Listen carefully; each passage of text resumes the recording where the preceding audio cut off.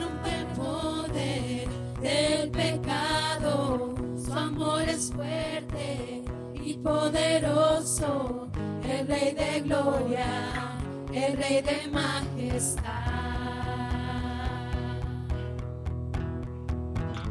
Conmueve al mundo con su estruendo y nos asombra con maravillas, el Rey de gloria, el Rey de majestad. Dime, perfecto es su amor, tomaste mi lugar, cargaste tú mi cruz, tu vida diste ahí, y ahora libre soy. Oh, Jesús, te adoro por lo que hiciste en mí.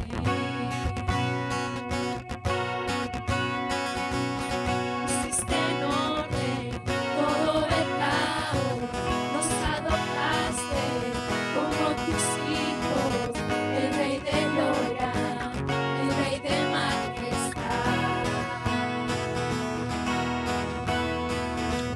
El que gobierna con su justicia y nuestras leyes con su belleza, el Rey de gloria, el Rey de majestad.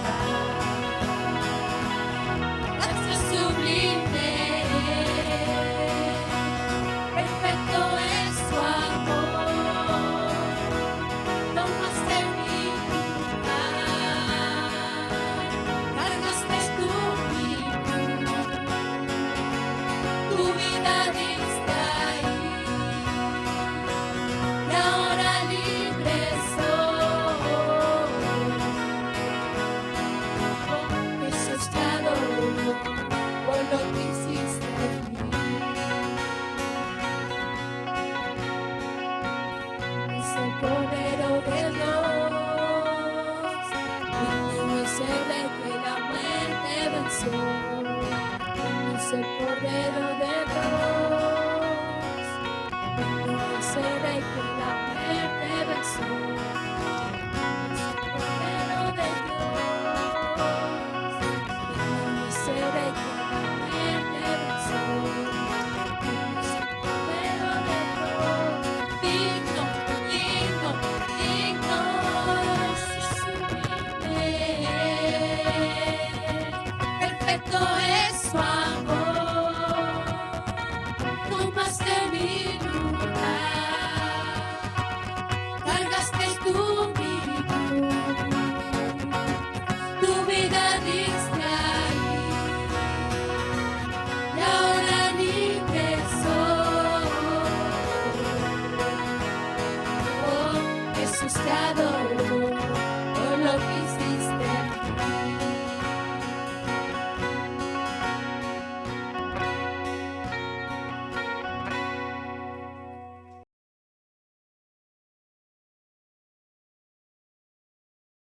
Quiero compartir en esta mañana un tema. Es interesante que en nuestro desarrollo como cristianos normalmente entendemos como el desarrollo y el crecimiento a veces lo que nosotros más sabemos de Jesús, lo que conocemos más. Es como que en la medida que conocemos más a Dios pensamos que estamos creciendo mucho más y en realidad en la Biblia Dios no habla del proceso de crecer en Él, de cuánto sabemos más de Él, de cuánto conocemos más de la Biblia, de cuánto disfrutamos más de sus bendiciones, de cuánto podemos estar en su presencia, sino un poco al contrario. En la Biblia el proceso de crecer en el Señor es el proceso no de cuánto tengo más yo de Dios, sino cuánto Dios tiene más de mí.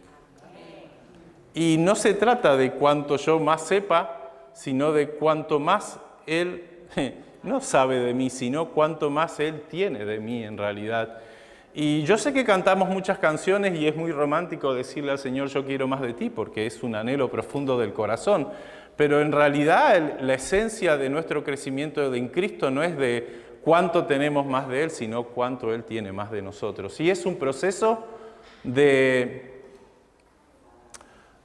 es un proceso de desarrollo, es un proceso de crecimiento, pero para mí también es un proceso de rendición, un proceso donde nosotros vamos cediendo terreno a Dios y que Dios vaya conquistando cada día más nuestra vida. Sí, es como a veces le ganamos terreno al mar, pero hay veces que el mar viene nuevamente conquistando el terreno que nosotros le hemos quitado, ¿sí? Y se trata de que Dios vaya ganando terreno en nosotros. El apóstol Pablo lo dice en Efesios de una manera muy linda y muy interesante. Dice Efesios 4:13, hasta que todos lleguemos a la unidad de la fe y del conocimiento del Hijo de Dios, un varón perfecto, a la medida de la estatura de la plenitud de Cristo. Resumiendo, hasta que lleguemos a ser como Él, como Jesús. Y no llegar a ser como Él en un conocimiento teórico, en simplemente saber, sino en esa experiencia de vida, de ser semejante a Él. Juan el Bautista lo dice también en unas palabras, y no está hablando exactamente de esto, pero la frase de Juan el Bautista, aunque está hablando de nivel de popularidad y de fama, la frase de Juan el Bautista representa realmente la obra de Dios en nuestros corazones. Es necesario que yo mengüe para que Él crezca. Y esa es la idea de ese proceso de transformación, de que Dios va cambiando nuestra vida. Es necesario que nosotros nos vayamos haciendo más pequeñitos para que no solamente Él tenga el permiso de meter las narices en las áreas de nuestra vida, no solamente tenga el permiso de decir, voy a hacer un cambio, sino que realmente Él pueda tener el título de Señor en cada una de estas áreas de nuestra vida. Y esto es un proceso, ¿sí?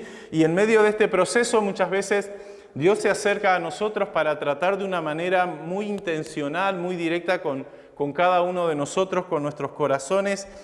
Y yo creo que muchas veces cuando Dios se acerca hay preguntas de parte de Dios a nosotros. Y en esta mañana yo me quiero centrar en eso, en las preguntas de Dios, ¿sí? Y el título de mi mensaje en esta mañana es Preguntas que transforman, pero son confrontaciones que Dios muchas veces nos hace. Yo con esto los veo un poco borroso, pero sin esto no veo nada acá. Confrontaciones que Dios nos hace para entender en dónde cada uno de nosotros estamos. Y no solamente que Él entienda, porque Él ya sabe dónde estamos, sino que nosotros podamos entender en la realidad en la que nos encontramos. Entonces, yo quiero ver nada más que 3 casos de 3 personas en la Biblia, porque para mí son mis casos favoritos, ¿sí? 3 casos en los que Dios se acerca a la persona con una pregunta, ¿sí? Y a través de esa pregunta comienza un proceso de transformación en la vida de la persona. El primero de la gente, de los personajes que yo elegí es Agar. Así que te invito a que me acompañes en tu Biblia al libro de Génesis, al capítulo 16.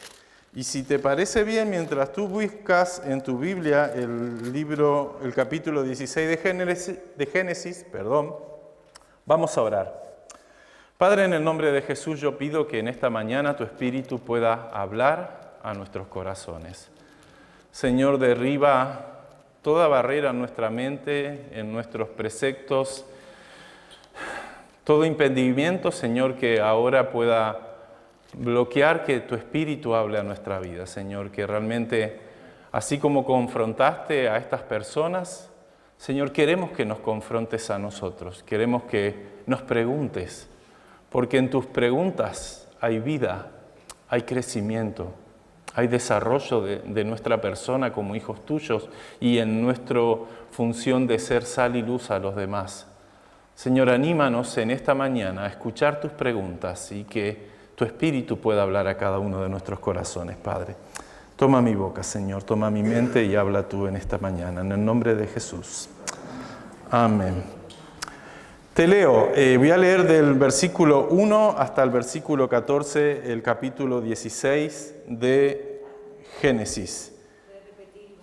Sí, Génesis capítulo 16, desde el versículo 1 hasta el 14. Y la pregunta que le hacen a Agar es, ¿de dónde vienes y a dónde vas? Sarai, mujer de Abraham, no daba no le daba hijos, y ella tenía una sierva egipcia que se llamaba Agar. Dijo entonces Sarai a Abraham: ya ves que Jehová me ha hecho estéril, te ruego pues que te lleves a mi sierva, quizás tendrá hijos de ella. Y atendió Abraham al ruego de Sarai. Y Sarai, mujer de Abraham, tomó a Agar, su sierva egipcia, al cabo de 10 años que había habitado Abraham en tierra de Canaán, y la dio por mujer a Abraham su marido. Y él se llegó a Agar, la cual concibió, y cuando vio que había concebido, miraba con desprecio a su señora. Entonces Sarai dijo a Abraham: mi afrenta sea sobre ti. Yo te di a mi sierva por mujer, y viéndose encinta, me mira con desprecio. Juzgue Jehová entre tú y yo. Y respondió Abraham a Sarai: he aquí tu sierva está en tu mano, haz con ellas lo que bien te parezca.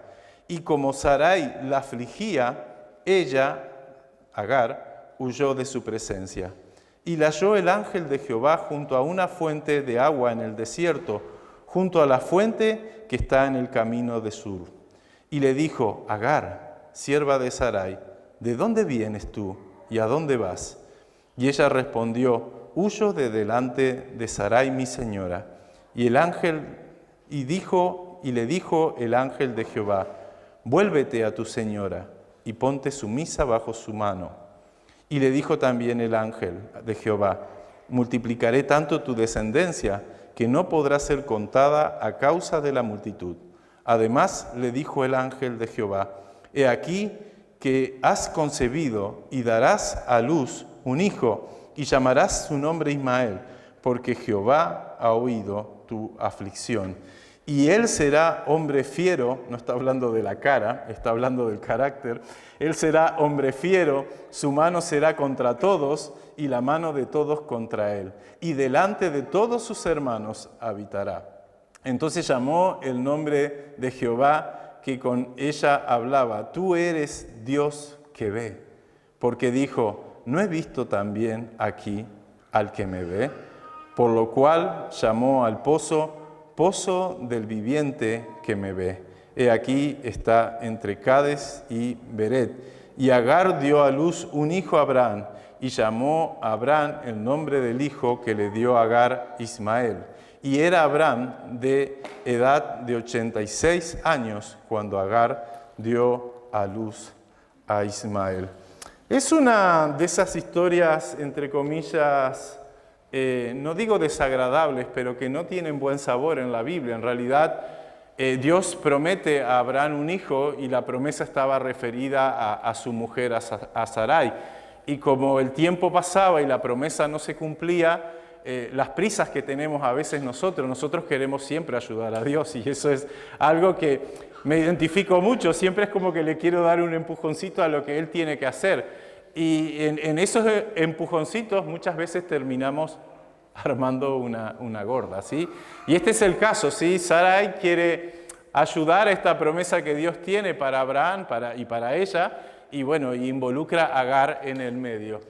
Ahora, es interesante la pregunta que el ángel, y vamos a decir el ángel por decir algo, porque en realidad no es un ángel, ¿sí? Este caso es uno de los primeros casos de una cristofanía.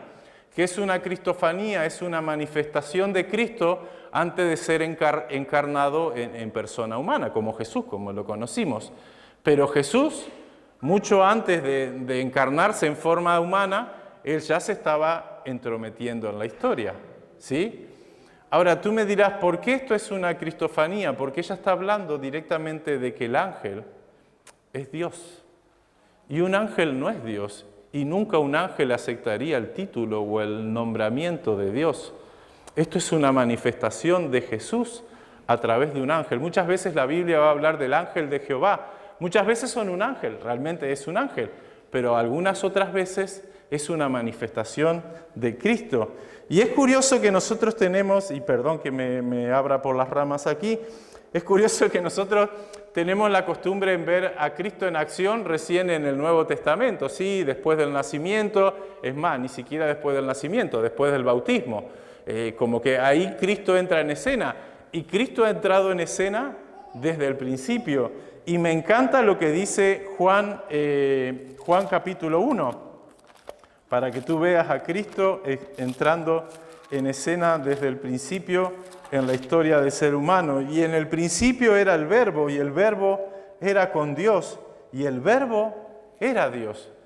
Y está hablando de Jesús.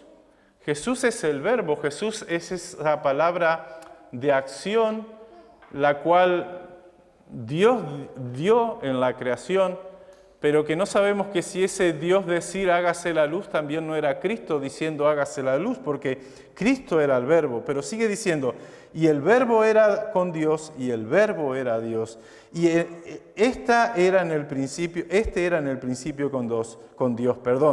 Todas las cosas por Él fueron hechas, y sin Él nada de lo que ha sido hecho fue hecho. En Él estaba la vida, y la vida era la luz de los hombres. Cristo no entra en escena en su nacimiento. Cristo a lo largo de la historia de la humanidad ha estado presente. En algunas veces se ha revelado, ha tomado forma de ángel, ha entrado en la historia y ha hecho algo particular, pero en otras veces solamente Él ha estado allí junto al Padre.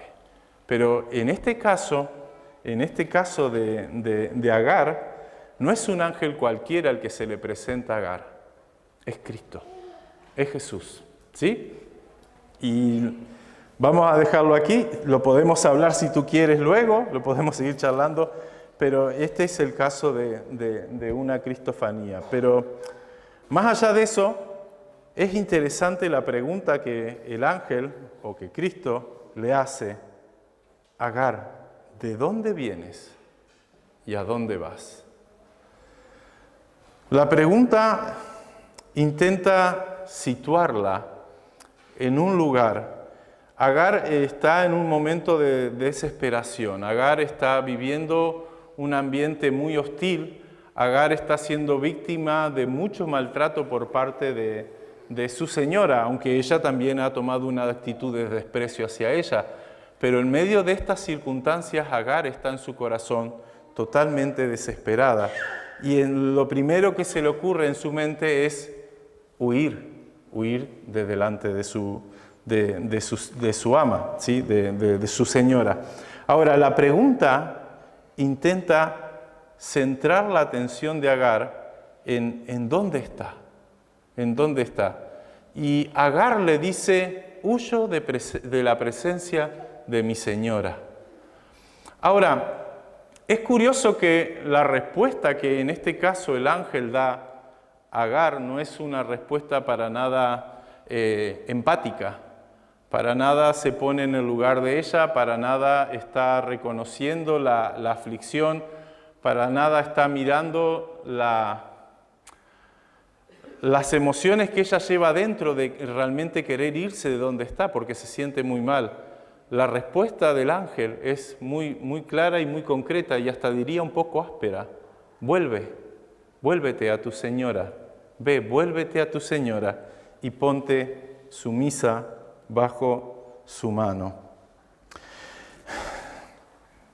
A mí me desconcierta un poco el trato, ¿sí? A mí me desconcierta el hecho de que no hay como un acercarse de corazón a la persona para ver la necesidad de ese momento. Me gusta comparar versiones en la Biblia, y la versión TLA, que es la traducción del lenguaje actual, dice: es mejor que regreses con ella y que la obedezcas, que le obedezcas en todo lo que haces. Y es curioso porque Agar, en medio de esa circunstancia, debería estar pensando: bueno, yo estoy escapando de un maltrato continuo hacia mí, y me encuentro aquí con un ángel y lo único que me dice es que me vuelva y que me ponga sumisa otra vez a mi señora. Es que nadie tiene en cuenta mi dolor, ni mi situación, ni lo que estoy pasando.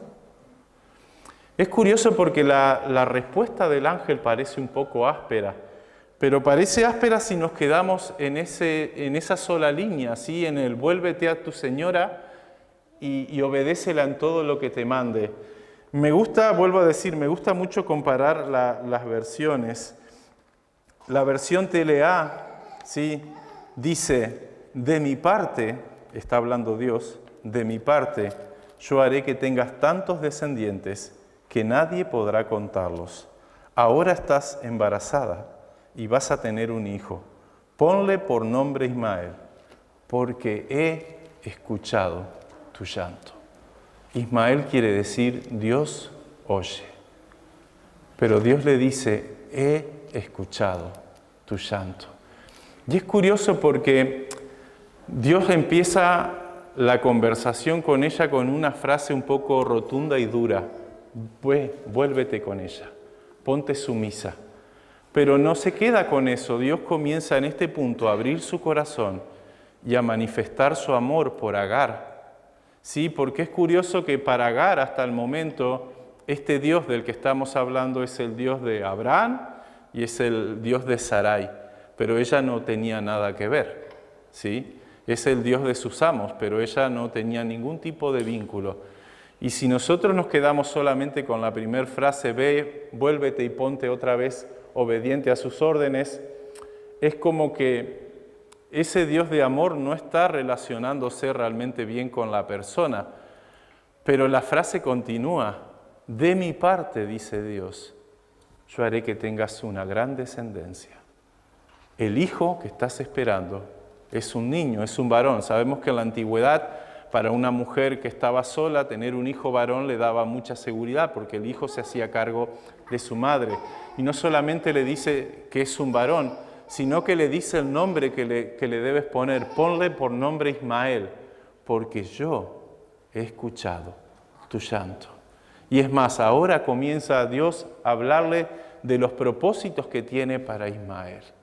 Entonces, en este encuentro desesperante de Agar con este Dios, un Dios ajeno para ella, aunque la orden es totalmente radical, Dios le dice, yo estoy al tanto, yo me ocupo en esta circunstancia, tú no vas a perecer bajo tu ama, tú no vas a perecer en esto, tu hijo no va a quedar sin nada, tú estás siendo vista por mí, ¿sí? Yo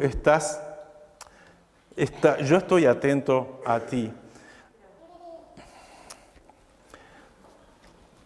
Agar termina este pasaje diciendo, he visto al Dios que me ve. Y el sentido de ver no es solamente ese de mirar desde lejos o simplemente ver algo que pasa, sino ese ver de conocer, de entremeterse, de estar muy atento a las circunstancias. Y vuelvo a este punto, para Agar hasta ese momento la relación con este Dios era totalmente ajena. Pero ahora este Dios para Agar era real, era presente y era personal. Y no solo que era personal, sino que este Dios estaba interesado en ella. Entonces, el ángel se le presenta allí a Agar y le dice, ¿de dónde vienes? ¿De qué estás escapando? ¿Qué es lo que tanto te aflige que estás huyendo? Y es interesante cómo Dios abre su corazón y le muestra que en medio de toda la aflicción que Agar está enfrentando y que le va a tocar seguir viviendo, Él está siendo parte. Y Él está entrometido en eso. Y Él tiene propósitos para ella y para su hijo en medio de esto. Entonces, Agar es como que toma esta conclusión. He visto al Dios que me ve. Y lo curioso no es solamente el hecho de que Dios me ve a mí, ¿sí? Que Dios está interesado en mí, que Dios ve mi aflicción, que Dios ve mi llanto, que Dios ve mi dolor, sino que me permite verle también, me permite conocerle, me permite tener ese punto de intimidad y de cercanía que hace que su corazón, nuevamente, en medio de esta tribulación que ella está viviendo, pueda florecer. Es el primer ejemplo, ¿sí? Son 3 ejemplos, pero me encanta esta pregunta, ¿de dónde vienes? ¿Y a dónde vas? Y yo creo que Agar no tenía nada claro a dónde iba. Sí, solamente sabía de qué venía huyendo, de qué venía escapando y de qué quería salir. Pero ella en ningún momento tiene la perspectiva de qué va a hacer realmente con su vida. Pero Dios en medio de esta circunstancia entra y con esta pregunta cambia las circunstancias de Agar. No es que tuvo la vida más fácil, porque ella termina saliendo de esta familia, ¿sí? Ella por una cuestión de celos, de competencia, de malestar, termina dejando. Pero ella en medio de su aflicción, en ese momento, encuentra promesa para ella, promesa para su hijo, promesa de cuidado de Dios para su vida. Entonces, ella cambia el hecho de decir, este Dios era el Dios de mis jefes, de mis señores, de mis amos, por ser mi Dios personal. Es interesante que a veces nosotros perdemos el rumbo en nuestra vida, en el sentido que cambiamos prioridades, que cambiamos cosas que son importantes por otras que tal vez no lo son, ¿sí? Es muy curioso cómo nos deslumbra la capacidad de querer tener más cosas y a veces nos movemos en la dirección de ambicionar teniendo muchas más cosas de lo que realmente necesitamos y cambiamos prioridades en nuestra vida.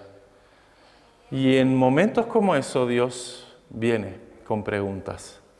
¿De dónde vienes? ¿A dónde vas? Segundo personaje, Elías.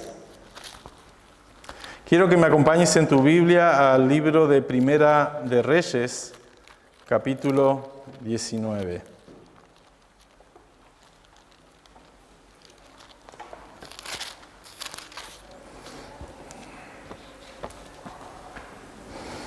Voy a leer, conocemos en líneas generales la historia de Elías cuando huye, ¿sí? Conocemos qué es lo que pasa cuando él está en la cueva. Y creo que es una historia muy conocida. Voy a leer algunos versículos sueltos para llegar a los que me interesan más. Dice, y Acab dio a Jezabel la nueva de todo lo que Elías había hecho y de cómo había matado a espada a todos los profetas. Entonces envió Jezabel a Elías un mensajero diciendo, así me hagan los dioses y aún me añadan si mañana a estas horas yo no he puesto tu persona como la de uno de ellos. Se está hablando de todos los profetas de Baal que había matado a Elías. Y dice el versículo 3, viendo pues el peligro, se levantó y se fue para salvar su vida y vino a Berseba, que está en Judá, y allí dejó a su criado. Y quiero saltar al versículo 7. Y volviendo el ángel de Jehová la segunda vez, tocó a Elías diciendo, levántate y come, porque largo camino te resta. Se levantó pues y comió y bebió y fortalecido con aquella comida, caminó 40 días y 40 noches hasta Horeb, el monte de Dios. Y allí se metió en una cueva en donde pasó la noche. Y vino palabra de Jehová a él, el cual dijo, ¿qué haces aquí, Elías? Y él respondió, he sentido un vivo celo por Jehová, Dios de los ejércitos, porque los hijos de Israel han dejado tu pacto, han derribado tus altares y han matado a espada a todos tus profetas. Y solo yo he quedado y me buscan para quitarme la vida. Me buscan para quitarme la vida. Y él le dijo, sal fuera y ponte en el monte delante de Jehová. Y aquí que Jehová pasaba y un grande y poderoso viento que rompía los montes y quebraba las peñas delante de Jehová. Pero Jehová no estaba en el viento. Y tras el viento un terremoto.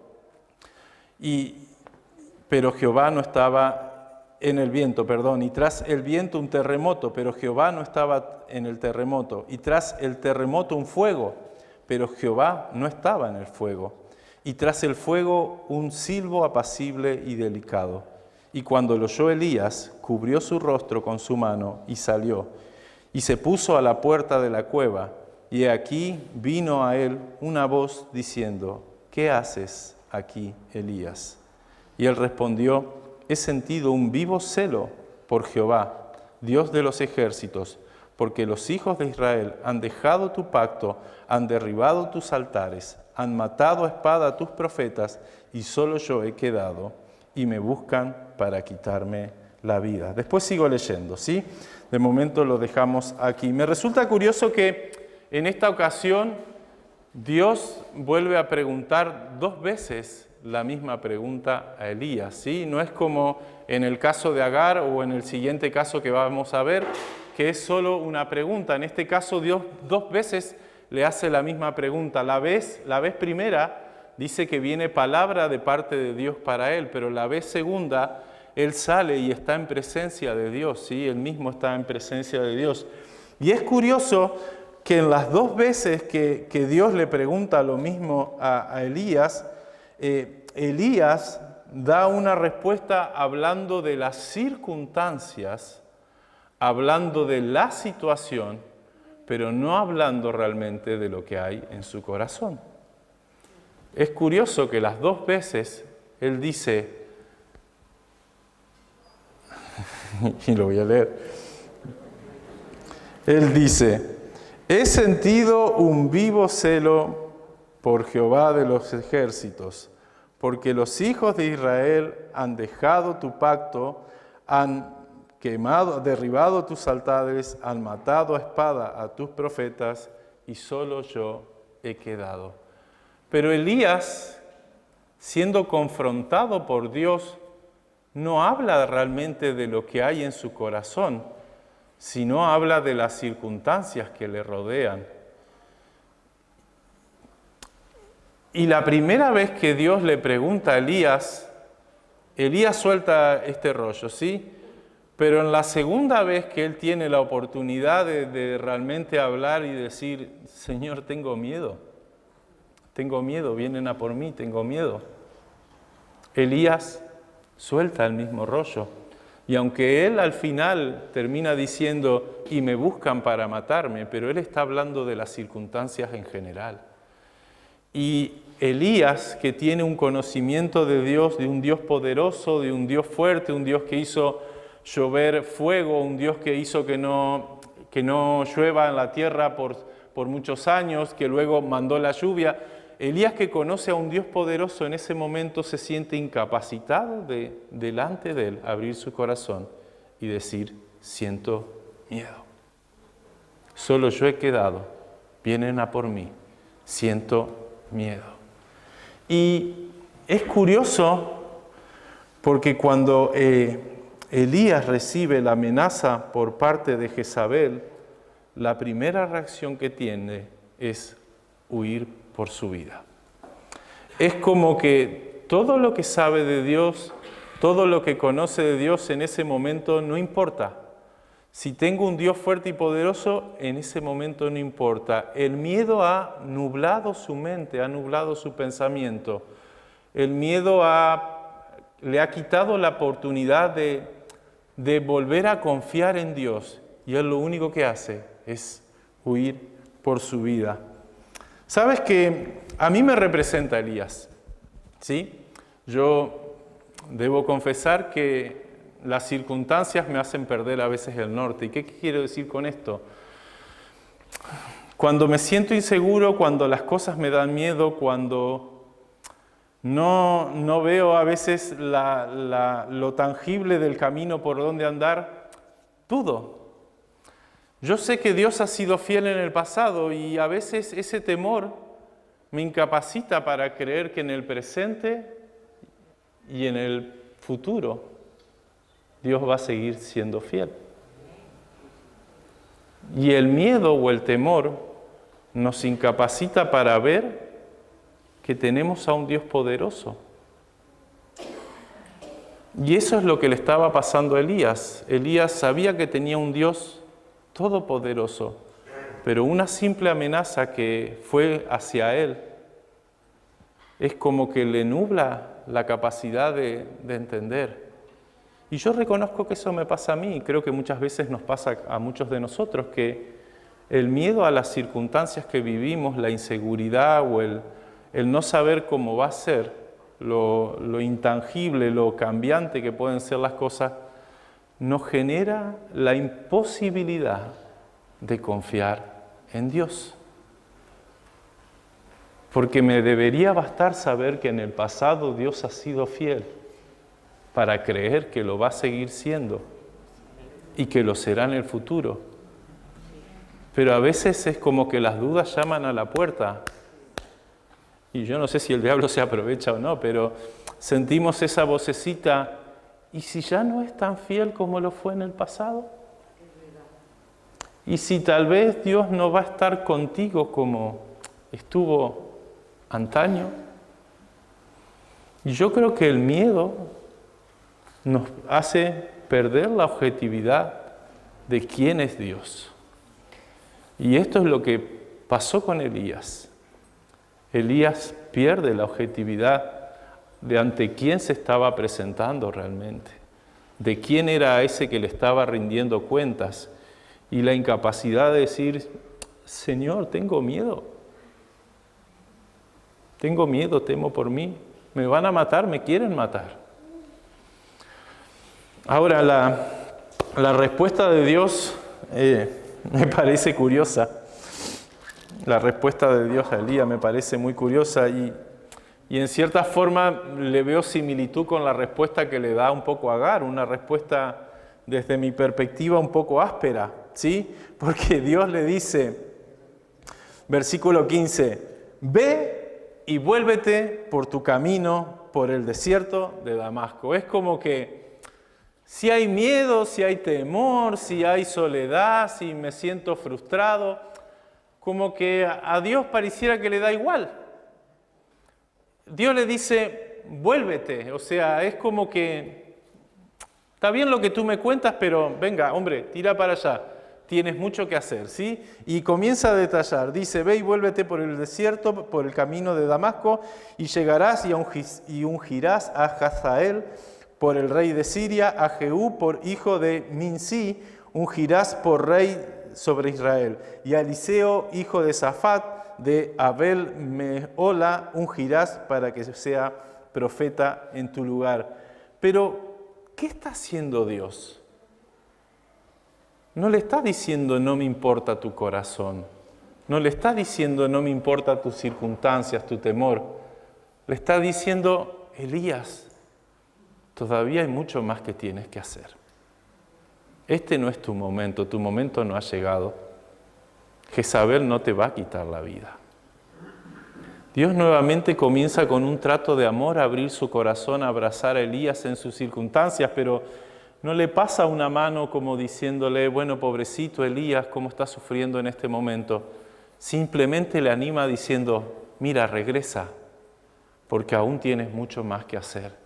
Y es curioso porque Elías en su queja o en su presentación de angustia delante de Dios, él dice, los hijos de Israel te han dejado, han derribado tus altares, han matado a tus profetas y solo yo he quedado. Y esa angustia de Elías de sentirse de que él era el único, que él estaba solo, Dios al final de este pasaje le termina diciendo, pero yo me he guardado 7,000 más que no han doblado sus rodillas a Baal. No estás solo, Elías. Yo estoy contigo. Yo estoy contigo. Y yo creo que en esta pregunta de Dios, ¿qué haces aquí?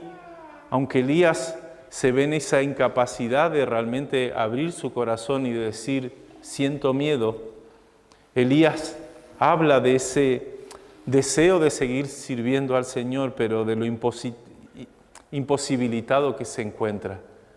Y Dios ahí le abraza con amor y le dice, mira Elías, aún tienes mucho que hacer. Ve, no estás solo. Primero yo estoy contigo, pero después hay 7,000 más que aún no me han dejado, que están conmigo. Entonces, aunque la respuesta de parte de Dios parezca un poco bruta, un poco áspera, Dios realmente le está diciendo a Elías que vuélvete, confía, yo estoy contigo, yo todavía tengo propósito para ti.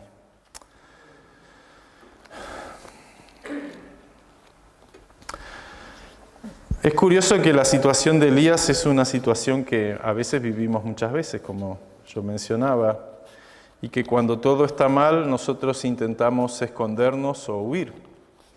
Me gusta llamarle a esa actitud el síndrome del ñandús, ¿sí? O del avestruz, del avestruz. El ñandú se le dice en Argentina. Del avestruz, ustedes saben que el avestruz cuando se siente amenazado, cuando se siente con temor, escapa. ¿Y qué hace? Mete su cabeza en un hoyo, ¿sí? En un pozo, ¿sí? Y es curioso porque solamente su cabeza está metida ahí. El pedazo de cuerpo lo tiene afuera, pero su cabeza está ahí como que si metiendo la cabeza en ese lugar va a estar segura.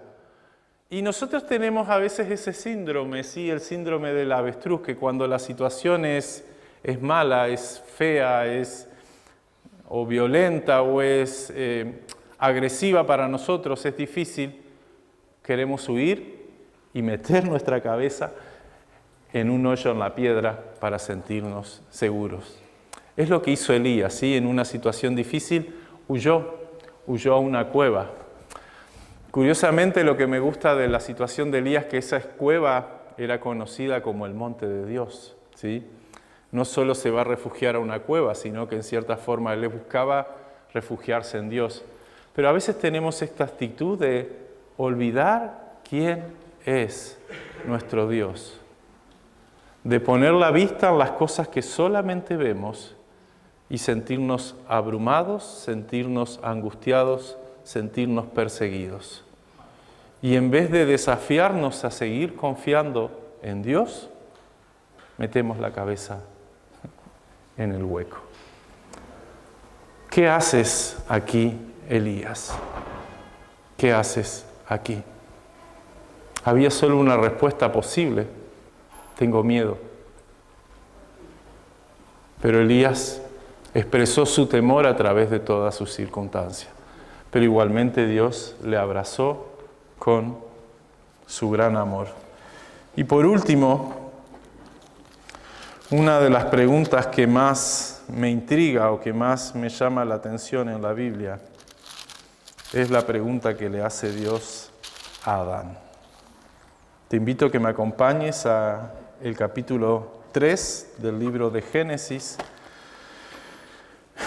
Voy a leer algunos versículos, seguramente desde el 6 al 13. No sé si has notado que todas estas preguntas, incluyendo la pregunta de Génesis, la pregunta que Dios le hace a Adán en Génesis es: ¿dónde estás tú? Pero no sé si has notado que todas estas preguntas tienden o están dirigidas a situar a la persona en un espacio físico geográfico, ¿sí? La primera pregunta: ¿de dónde vienes y a dónde vas? La segunda pregunta es: ¿qué haces aquí, en este lugar? ¿Sí? ¿Por qué? ¿Por qué estás aquí? Y cuando Dios le hace la pregunta a Adán, ¿sí? Le pregunta: ¿dónde estás tú? Y es curioso porque cada una de estas preguntas, aunque intentan situar a la persona en un espacio geográfico, en un lugar, Dios las utiliza para desde ese la persona darse cuenta de dónde se encuentra en realidad, comenzar a abrir su corazón para con Dios.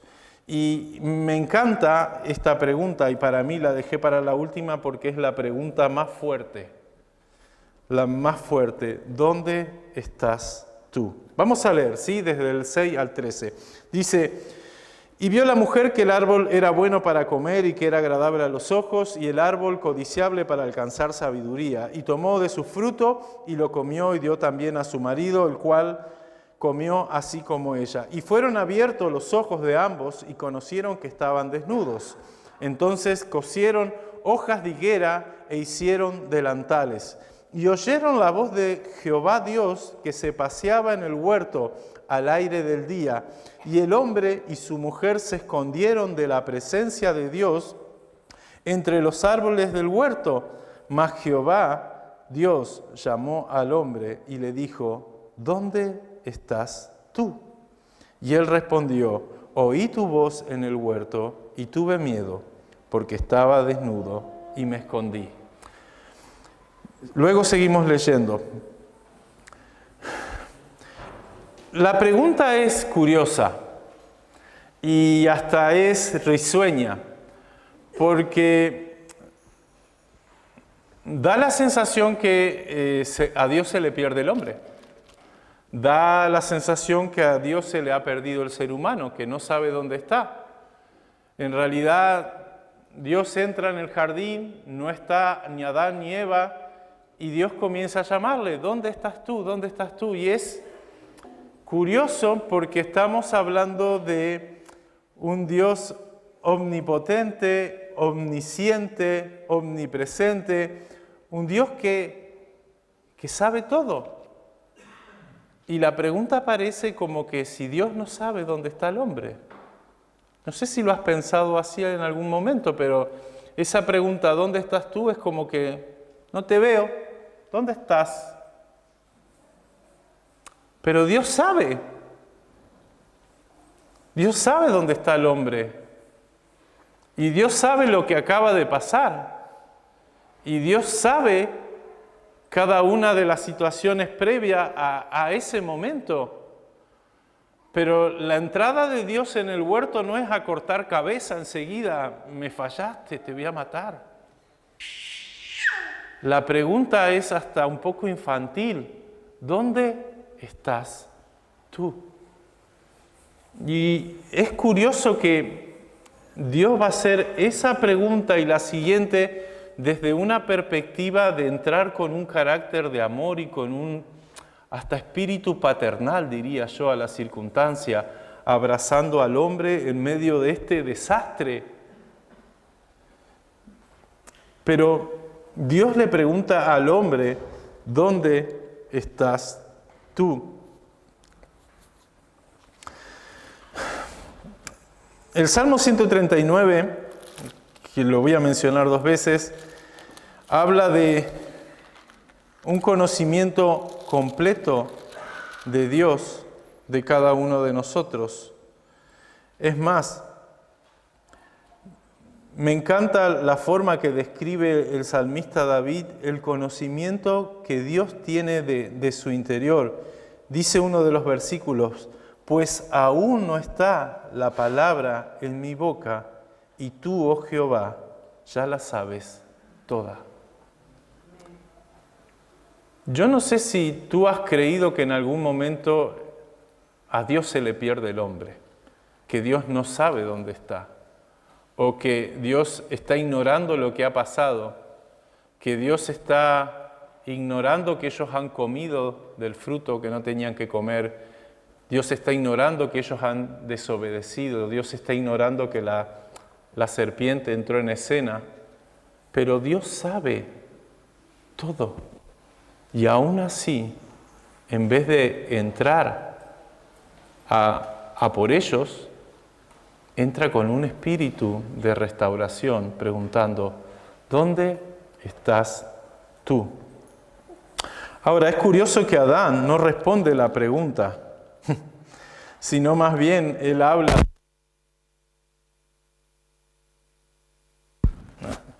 Él habla de su situación. Adán, que dice, estoy desnudo. Me escondí porque estoy desnudo, me dio temor. Ahora, la desnudez representa la vergüenza, representa la culpa y finalmente, en cierta forma, representa ese miedo y ese temor. La desnudez es la excusa para no presentarse delante de Dios, pero Adán se esconde, y se esconde porque dice, estoy desnudo. Y me dio miedo, me escondí. Ahora, vuelvo al Salmo 139, ¿sí? Dice el salmista, ¿a dónde huiré de tu espíritu? ¿A dónde me iré de tu espíritu?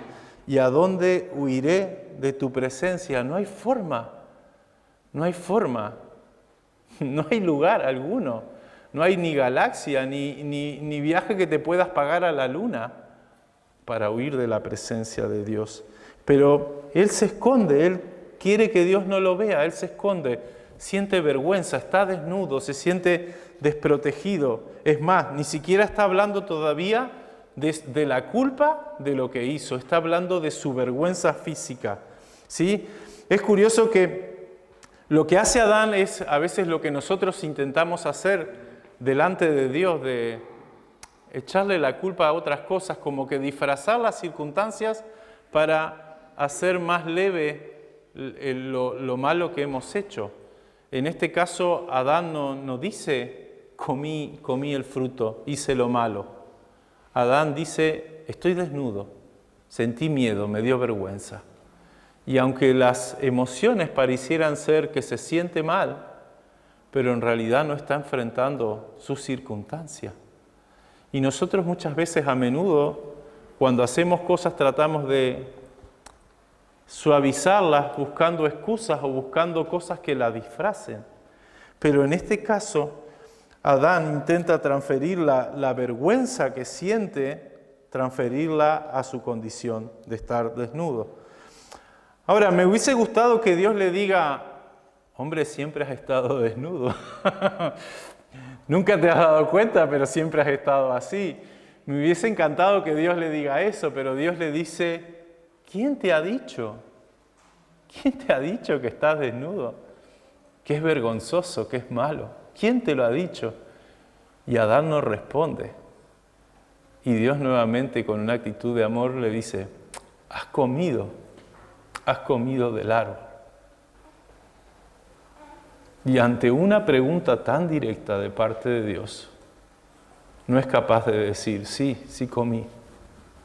La mujer que me has dado, ella tiene la culpa. Ella me dio el fruto, ella me lo... Tome, come. Ella tiene la culpa. Y Dios automáticamente se gira a la mujer y gracias a Dios Eva es un poco más honesta y más transparente que Adán, porque ella se siente engañada por la serpiente. No es que no asume su responsabilidad, pero dice, la serpiente me engañó y yo comí.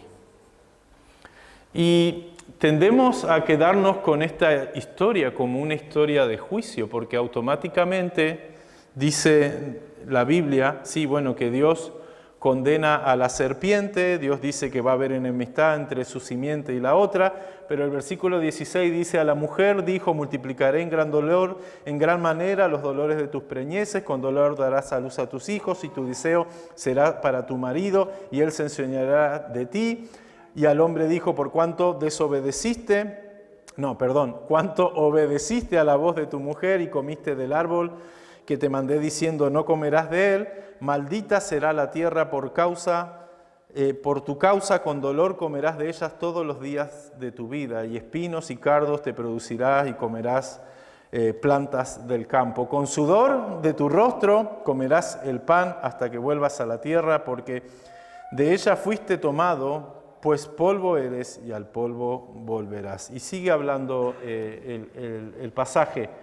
Pero nosotros vemos como un juicio de condenación esto, lo que Dios hace en este momento, pero en realidad es un acto de misericordia. Porque la expresión que tienen que enfrentar a partir de ahora es el dolor. Con dolor darás a luz, con dolor comerás de la tierra, con dolor. Pero Dios ya había dicho, si comes, morirás. Y Dios no está pasando cuchillo por nadie. Dios está actuando con amor y con misericordia. Y aunque hay un juicio, hay una pequeña condenación, la consecuencia es el dolor. Pero Dios actúa con mucha misericordia. Y es más, Dios, conociendo de antemano toda esta circunstancia, en ningún momento entra en escena a pasar factura, sino que entra como un padre amoroso diciendo, ¿dónde estás? ¿Quién te dijo que estás desnudo? ¿Comiste? Y en medio del desenlace, Dios muestra su amor, que en vez de cumplir la ley como Él debía hacer, Él extiende sus brazos de amor y simplemente pone el dolor como la consecuencia de toda la desobediencia. Yo no sé si alguna vez tú has sentido que Dios te hace preguntas, pero Dios hace muchas preguntas.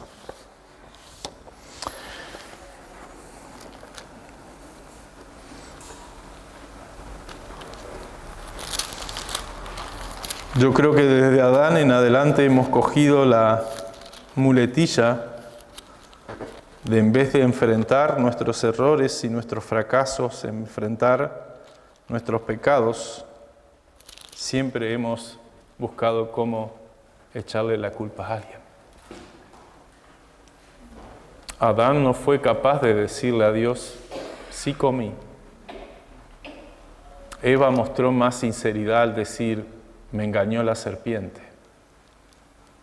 Pero la realidad es que ellos desobedecieron. Ahora Dios, como acto final de amor, en esa escena, dice la Biblia que Dios le prepara túnicas de pieles de animales. Y ese es el primer sacrificio de expiación por los pecados. Y no lo hace el hombre, lo está haciendo Dios. Porque hay animales que derraman su sangre para que Dios pueda tener esa piel con la cual va a cubrir la vergüenza de Adán y de Eva, el sentirse desnudos delante de Dios. Es curioso porque Dios espera una actitud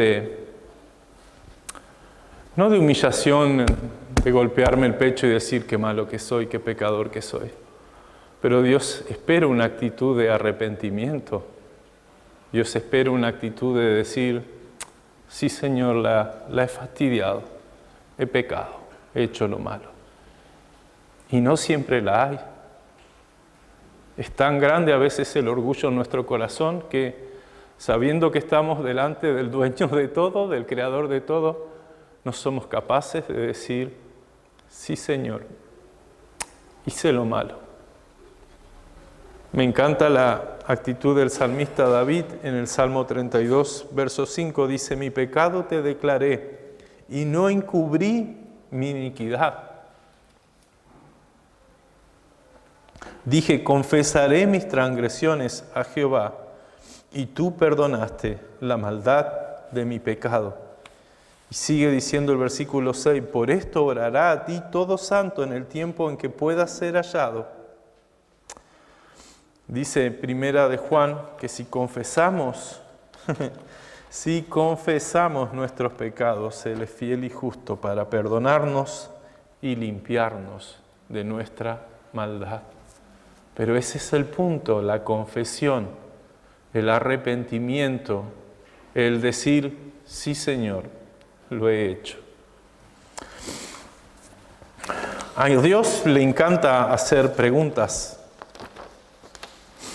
Le encanta hacer preguntas. Y Jesús hizo muchas preguntas estando aquí, porque Jesús era Dios y le encantaba hacerle preguntas a la gente. Y yo simplemente anoté tres preguntas de Jesús. A Bartimeo le dijo, ¿qué quieres que te haga? La respuesta era obvia, ¿no? Yo quiero ver. Pero Jesús apunta a la necesidad de su corazón real y la pregunta va más allá de lo evidente, va a lo interno. ¿Qué quieres que te haga? Al paralítico de Betesda, al que está junto al estanque por muchos años, Jesús le pregunta, y parece irónica la pregunta, ¿quieres ser sano? Vamos, porque estoy aquí, ¿no? Y a la mujer que fue encontrada en adulterio, luego de que todos sueltan sus piedras y se marchan, le pregunta, ¿dónde están los que te condenan? Y me gustan las palabras de Jesús, ni yo te condeno, pero vete y no peques más. Dios vive haciendo preguntas. Hay que escuchar. Simplemente hay que escuchar. Pero esas preguntas son para ver dónde está tu corazón. Él no quiere información, Él ya la tiene. Él ya conoce tu corazón, Él ya conoce tus pensamientos. Él sabe por qué camino tú estás yendo. Pero a veces los necios somos nosotros que no nos damos cuenta por dónde estamos yendo. Y Dios necesita pararse delante de ti y decirte, ¿de dónde vienes? ¿A dónde vas? ¿De qué estás huyendo? Dios necesita pararse de ti y decirte, ¿qué haces aquí? Yo no te he buscado para que te escondas en un agujero. Yo no te he comprado para que estés escondido en una cueva. ¿Qué haces aquí? Y la pregunta más dura, ¿dónde estás tú? Como que si en el radar de Dios no aparece tu lucecita titilando. Pero Dios necesita preguntarte, porque necesita que tú seas sincero contigo mismo y seas sincero con Él. Y yo te animo en este tiempo a escuchar las preguntas de Dios y no a decirle la primera cosa que se te venga a la mente, sino a tomarte el tiempo de ver tu corazón y responder realmente qué Él está haciendo en ti. Oramos.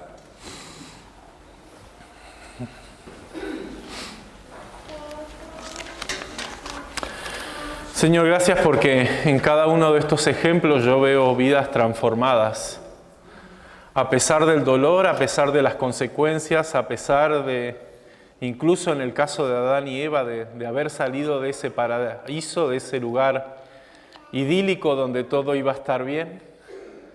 Señor, yo veo tu mano de restauración, tu mano de transformación y veo cómo tú cambias vidas. Señor, ayúdanos a entender que tú quieres hacernos preguntas para que nosotros podamos discernir, para que podamos entender, para que sepamos dónde estamos parados y hacia dónde queremos ir. Yo oro, Jesús, para que tu Espíritu pueda guiarnos por la senda que tú tienes para cada uno de nosotros. Oro para que tú nos ayudes en este tiempo a discernir, de entender dónde está nuestro corazón, dónde está hacia ti nuestra vida. Señor, ayúdanos a tener estos tiempos de charla, de intimidad contigo y de poder escuchar tus preguntas también, Señor. En el nombre de Jesús. Amén.